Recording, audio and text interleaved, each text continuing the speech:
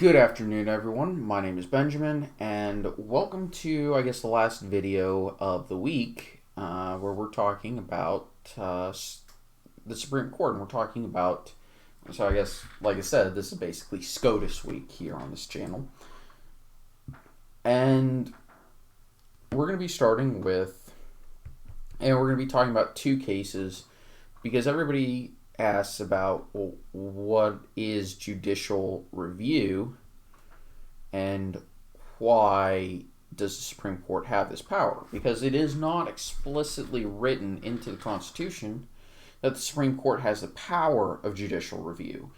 And this was part of the Ellsworth Court, which is, all I'm going to say about it is basically that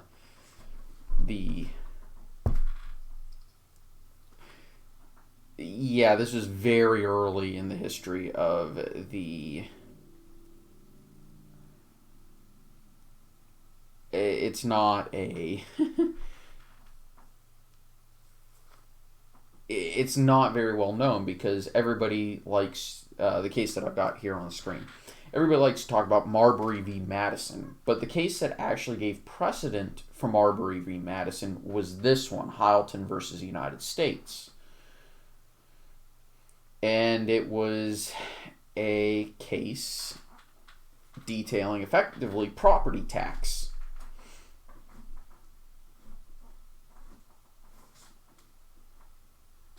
And it was the first case held by the Supreme Court that used judicial review, which was later formally established in Marbury v. Madison. And here the court actually held that the law in question, which was a carriage tax, was constitutional. And the big reason why it was constitutional was because the court wrote in the opinion that it was not a direct tax and would require apportionment among the states in that regard. However, this was interesting in that they held that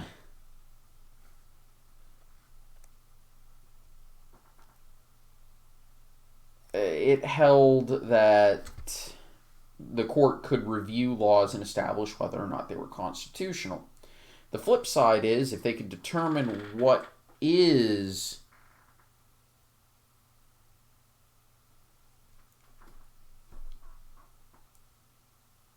that if they can determine if a statute is constitutional, therefore they can also determine if it is unconstitutional. And we'll get to that in a second.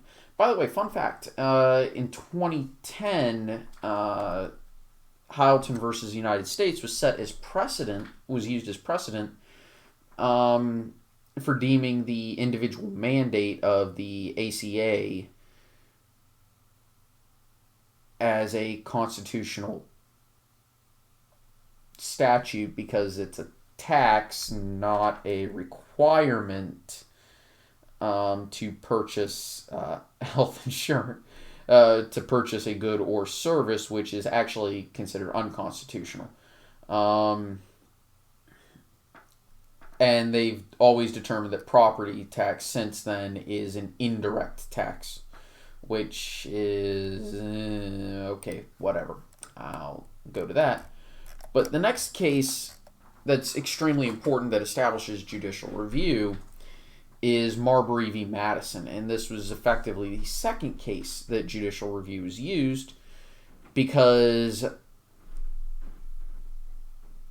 William Marbury had sued James Madison to get his writ of mandamus, basically for the sake of the ability for him to get Marbury his commission to a judgeship, if I remember correctly.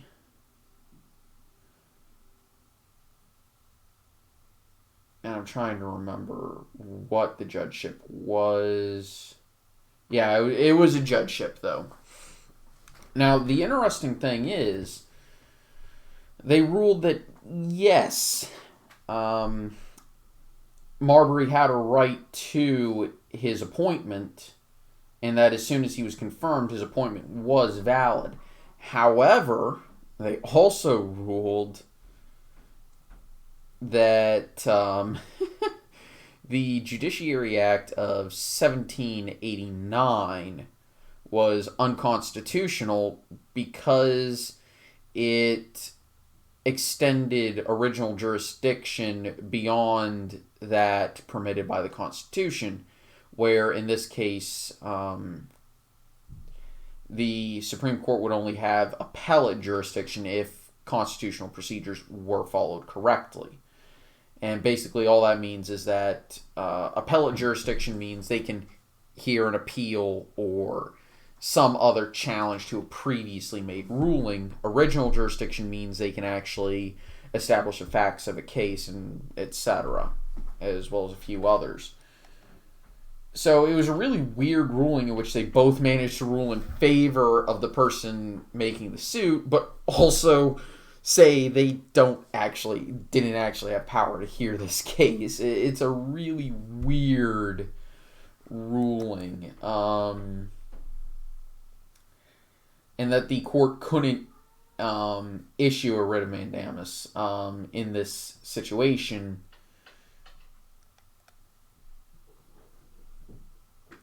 And it's such a bizarre thing. And the justifications that Chief Justice John Marshall used in his opinion was that, to quote him, it is emphatically the province and duty of the judicial department to say what the law is.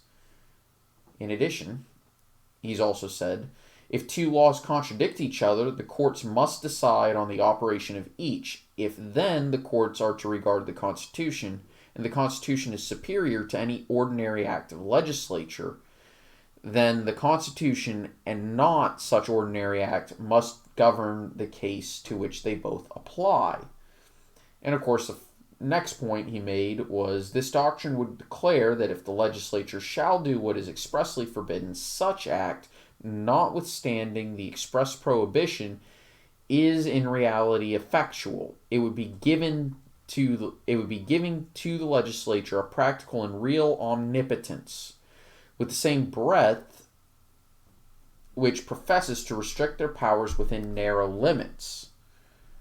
He said, thus, the particular phraseology of the Constitution of the United States confirms and strengthens the principle supposed to be essential to all written constitutions, that a law repugnant to the Constitution is void, and that the courts, as well as other departments, are bound by that instrument. The rule must be discharged. Now, a lot of people at the time criticized Marshall for taking power and bringing it to the court, which is kind of hilarious. And maybe it is correct that he did grab a power for the court, but it's hard to argue that it is a power that is inherent in the court's existence. But the other reason why it's a bit ironic that it's a power grab by the court is that it actually said the court had no jurisdiction in the case, saying we have no power. So it's kind of one of those rare instances where he said, I used my lack of power to grab power, or I used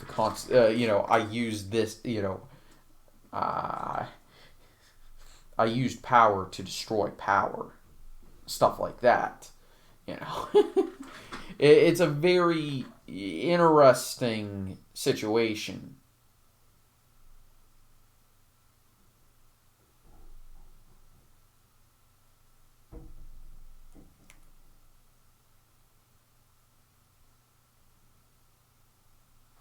It's a really good case, and I've actually read the entire opinion, and I can't really find any fault with the logic that the court used. And by the way, John Marshall was probably the longest serving judge on the Supreme Court, and yeah.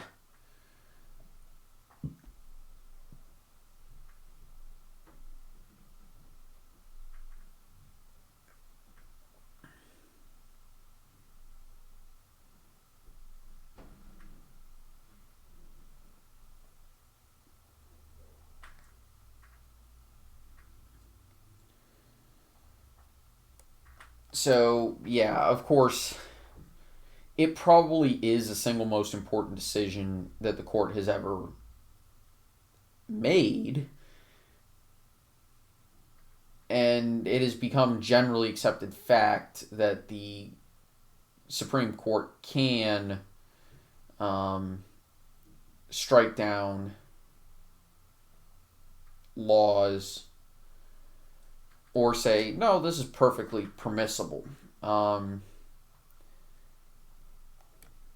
there are also a few cases where they have made some fairly bad decisions that have um,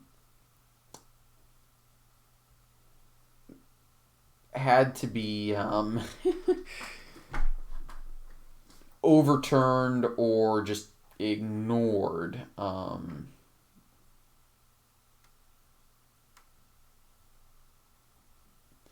Obviously, there was the infamous Dred Scott decision, um, which was actually, if I'm remembering the opinion correctly, the first time they actually said anything regarding firearms, and it was one of the reasons why the court said that they couldn't rule that Dred Scott was a citizen with the right to push a suit. Oops. Well, I say oops, but it's kind of an interesting. It's a very interesting read, at the very least, the majority opinion in Dred Scott v. Sandford.